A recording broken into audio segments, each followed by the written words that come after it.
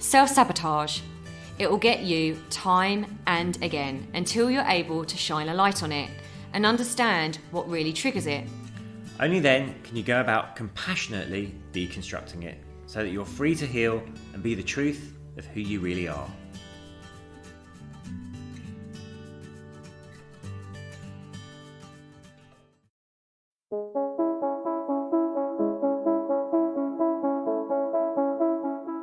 Hi, I'm James Davis. And I'm Claire Davis. We're the Midlife Mentors, here to lift the lid on how to achieve health and happiness. The balanced, no-nonsense way.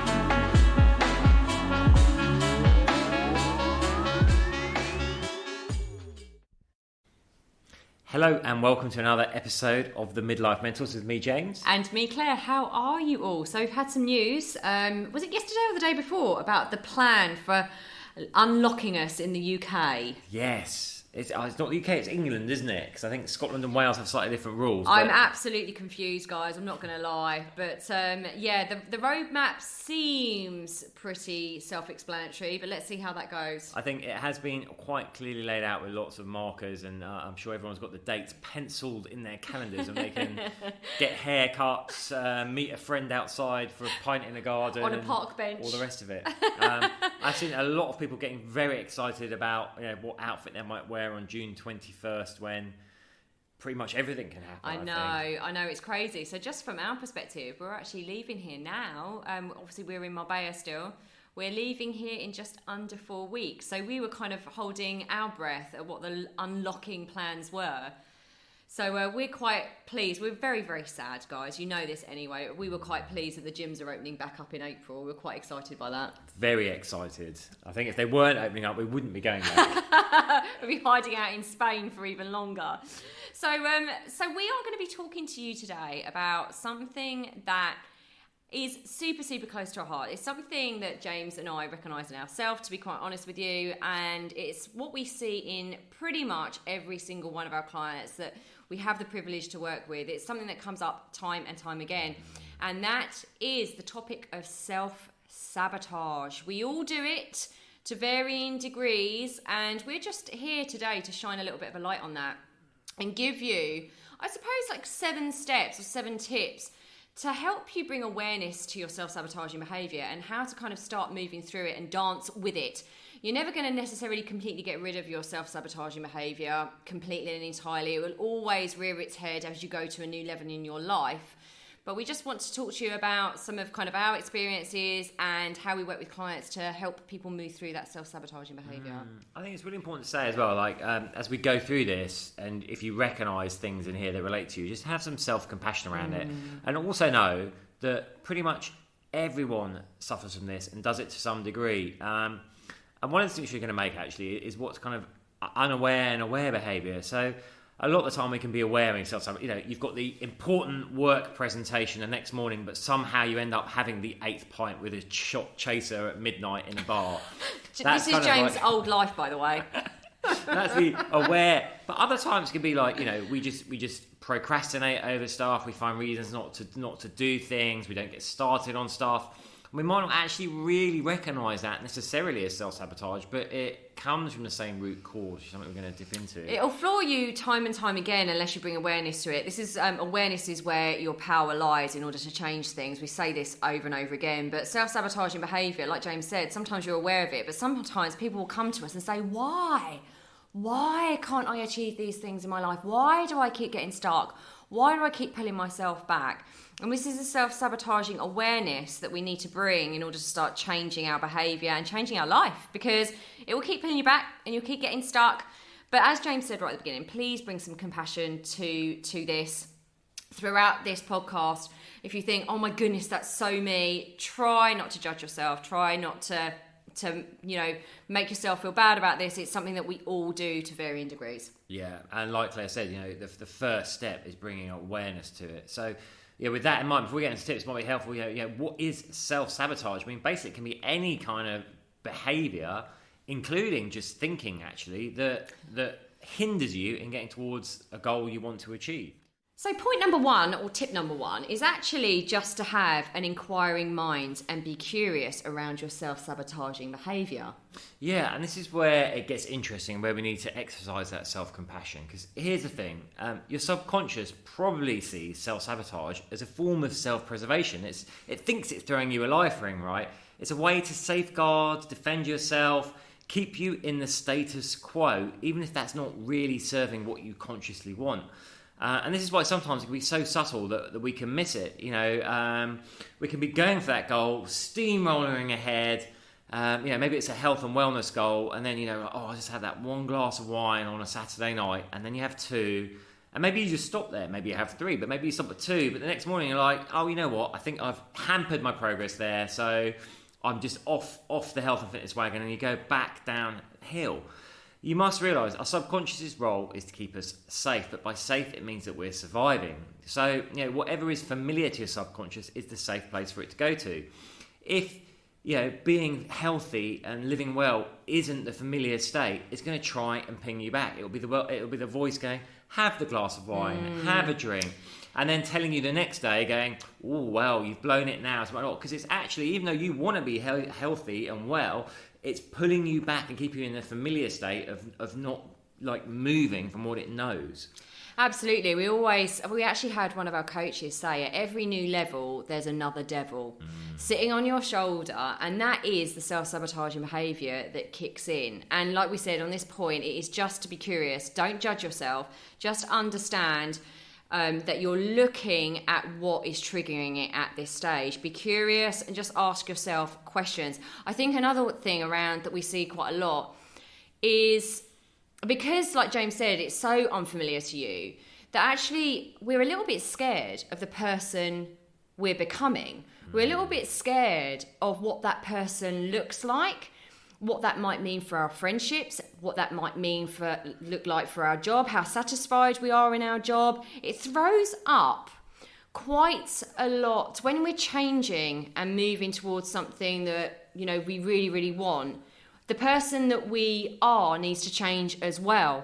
And I think a lot of the time people get very scared, it's completely understandable, about what life looks like as that person. It might be that you might not have a supportive partner and they're actually saying to you, oh, what about this, that and the other? And you're starting to realise that as you're moving towards who you really are and who you really want to be, that actually the support isn't necessarily there. So that's another reason we self-sabotage. It's because we feel like we're not going to be accepted as the new person that we are, and lots of things are going to change. So again, that's a massive trigger for self-sabotage. Yeah, absolutely. And listen, like I alluded to, some forms of self-sabotage can be really obvious, right? We know when we're doing it. Doesn't sometimes stop us doing it anyway.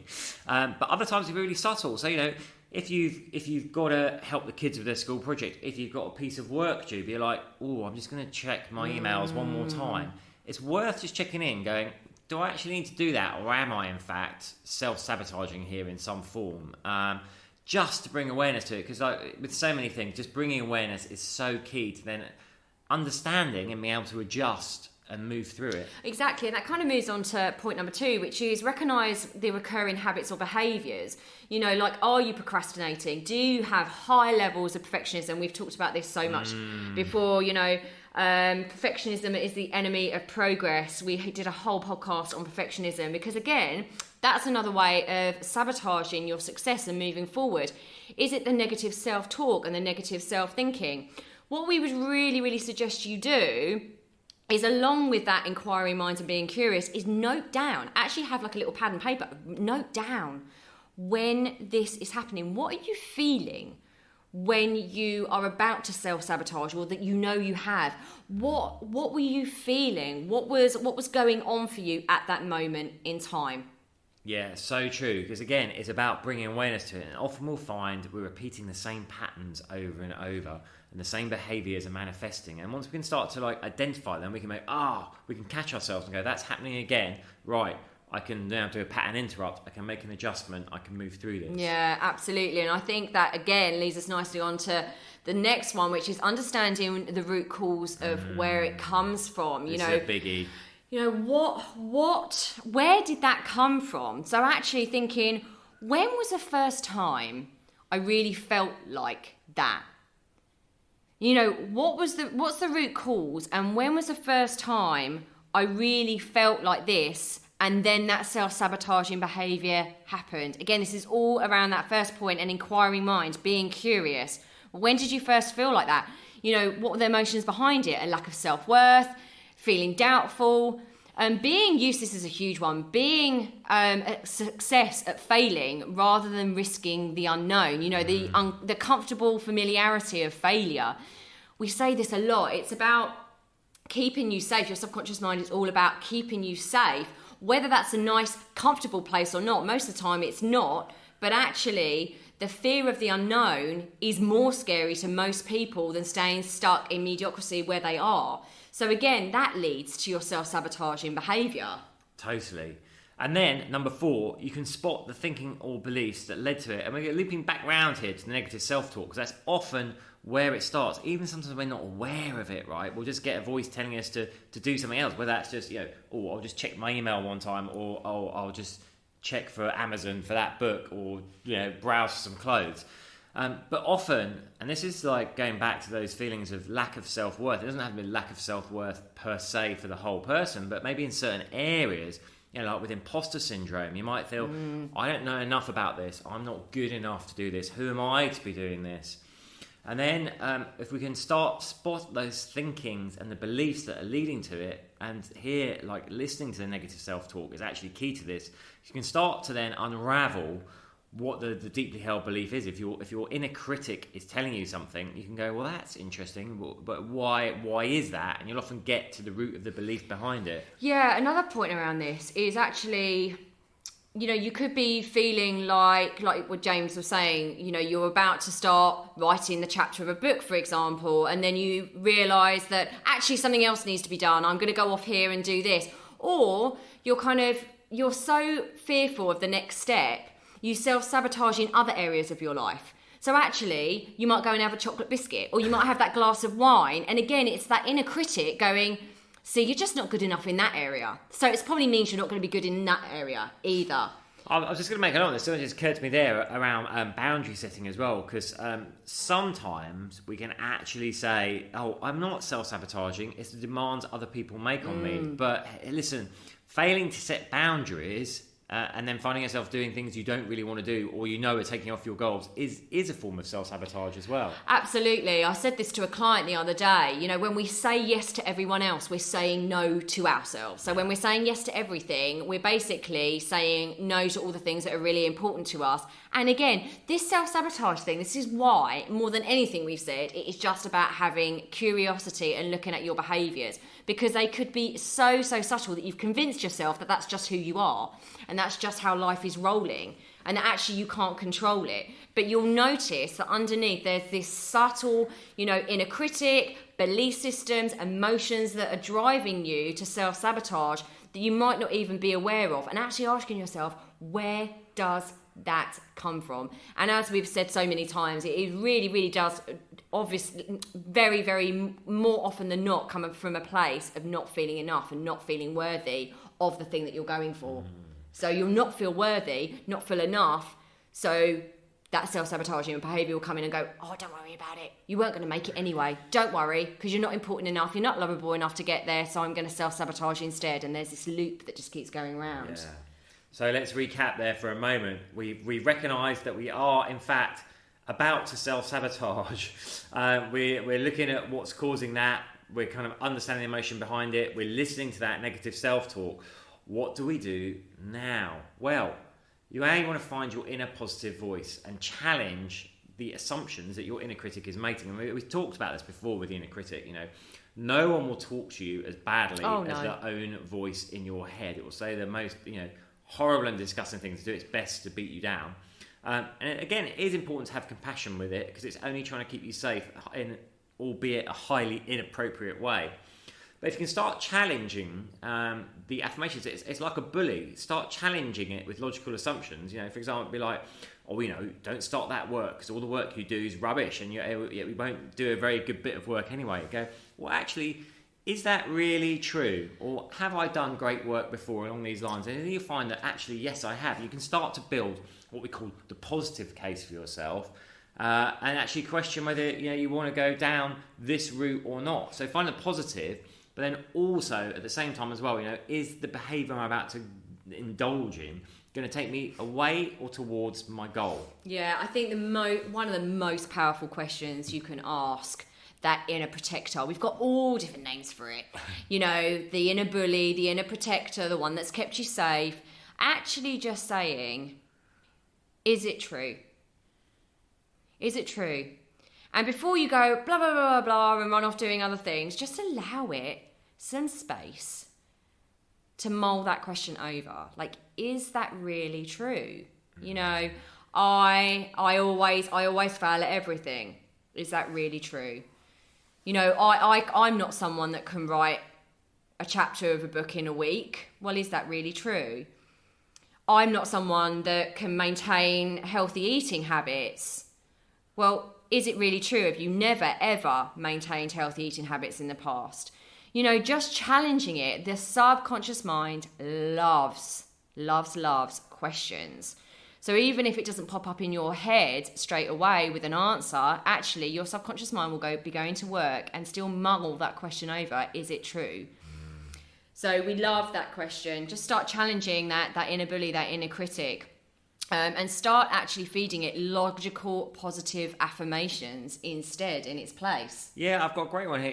Even for like habits that we perceive as being tough to break. So let's use smoking as an example. We can go, your subconscious tell you like, that's a tough habit to break. You can't stop smoking. Look how much you smoke. Things like that.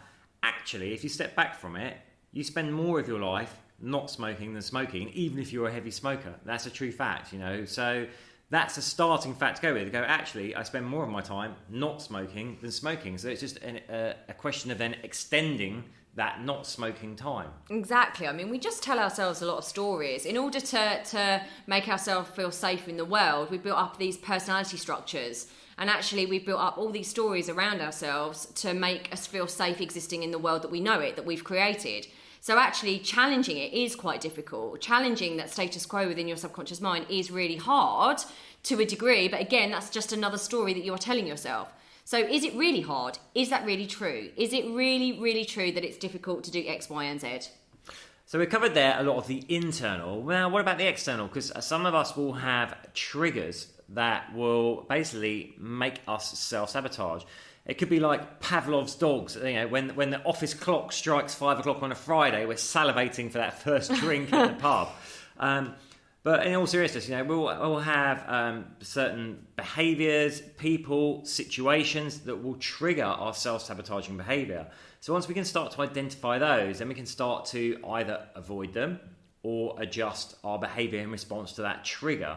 So this is like more looking at the external factors when we've looked at the internal, what's going on inside. Yeah, I mean, I'm going to use an example. I'm going to really go out on a limb here and use myself as an example here. What I used to do, especially around work, is work really, really, really, really, really, really hard to the point where, not necessarily with what we do now, but I'd work really, really, really, really hard to the point where I completely burnt myself out.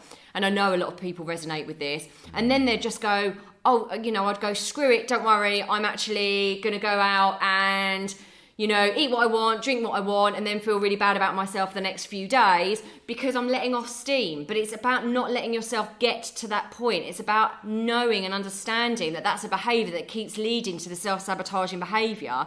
And what are you going to do to create balance back into your life? Because this is the pendulum that most people end up going. They ping from one extreme to the other, rather than trying to create balance in their life. And it's the lack of balance that is so prevalent in our life right now. And our lack of giving ourselves space to understand what we really want in our lives and what makes us really happy. Because I tell you what, one of the things that I've really noticed in my own life and working with clients is actually when we do the work on ourselves, when we do the mindset reps, the emotional well-being stuff, when we really look at what's important in our own lives and start giving ourselves enough space and time to be present and really truly, don't care how woo-woo this sounds, really truly understand that we are enough just as we are.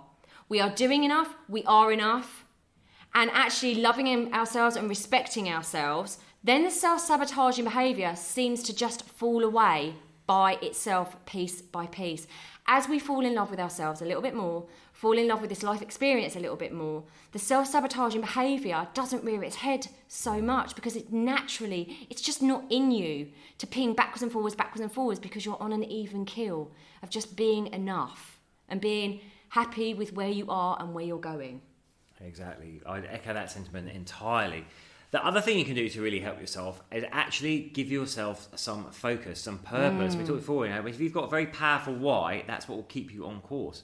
And again, let's bring some compassion. As you know, in lockdown, it's been hard. It has. A lot of self-sabotaging behaviour will come from all the things we discussed, but sometimes it just come out of boredom as well. We feel that life's feeling a bit empty, a bit aimless, and so we'll indulge in some of these like self-sabotaging behaviours. Here's the thing, if you set yourself a goal and you make a plan, nothing focuses you like focus, and I'll use a ridiculous example, but if someone told you, go, right, in 6 weeks from now, you're going to compete in an ultra competitive event doing X, Y, Z, and it's going to be televised and millions of people are watching you, how much focus is that for you to ditch your self-sabotaging behaviour, get your arse in gear and start prepping for that, as opposed to, I don't really know what the next 2 months looks like or what I want to achieve from it. You can see the difference. Yeah, there. There's nothing like a bit of pressure to make you really, really focus on your goal. Yeah, no, absolutely. And actually, this is such an important one. Having a really strong purpose, having a really strong why, and asking yourself, how do I want to show up in the world? What do I really want from my life? I can bring that into every single day if I choose to do so. I can choose to have focus. I can choose to have a strong why. I can choose to move towards the truth of who I really am. That actually then starts to make that self-sabotaging behaviour fall away as well, because you're too busy focusing on where you're going. But I would say this is the flip side of that, which I've kind of already talked about, just making sure that you do have balance, that you are in joy, that you are in gratitude for what you already have, making sure that why is strong enough to keep you focused, but actually you're not waiting to be happy, you're not waiting, you're enjoying the process, you're enjoying the journey, because a lot of the time when you're not, that's when self-sabotaging behaviour kicks in as well. So, listen, guys, it's a funny old one, self-sabotage. It really is. It is. I was going to say, team, I'll be really honest with you. Even if you apply and master all this, it's likely you're still going to self-sabotage. Yeah. But at times, we all trip up, we all stumble, and it's just important to have compassion with yourself when you do. And the most important thing I say is never think that's it. I've blown it on my journey, whatever that journey is. Just dust yourself off and get back on that horse. Well, because it's worth it, right? If you keep letting self-sabotaging behaviour kick you and keep bringing you back down and down and down, at some point you're actually going to potentially stop trying, and you're going to potentially stop wanting to move forward because this self-sabotaging behaviour has got such a grip on you. But even if you just go away and recognise when some of this stuff is happening. What are some of the external situations that are triggering that self-sabotaging behaviour?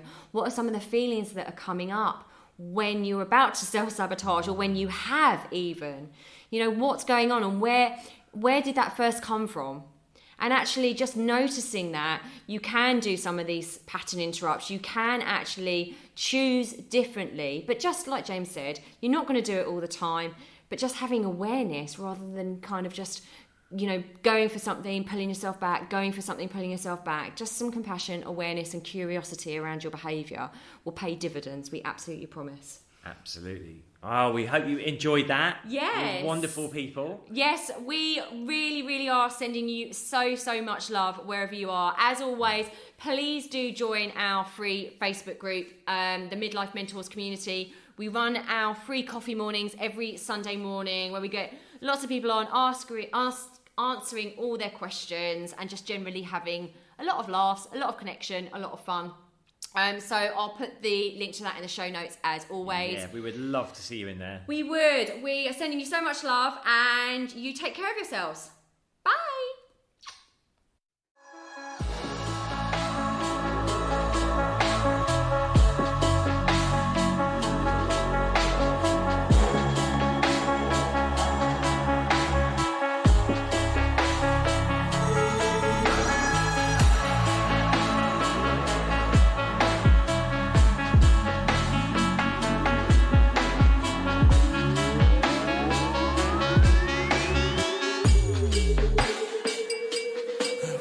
Yeah. You've been listening to the Midlife Mentors with Claire and James Davis. We'd love to hear from you. So drop us a line at info@themidlifementors.com with any questions or topic suggestions. And make sure you join us on our Facebook page and YouTube channel. You can find us under the Midlife Mentors. Yeah.